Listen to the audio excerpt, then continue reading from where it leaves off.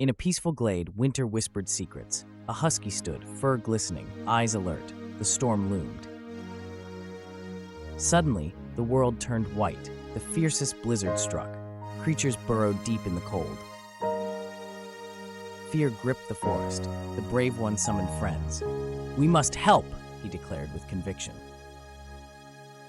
A clever red shape darted forward. With a twitch of his nose, he followed faint trails.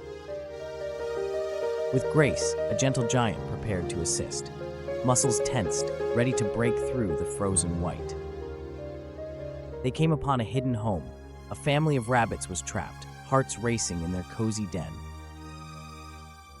Snow erupted as strength met urgency.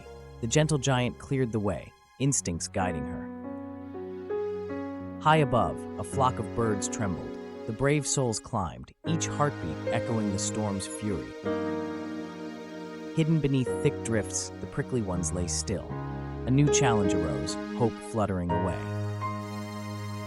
No time for doubt. Power against the tempest, they fought to free their friends from the frozen embrace.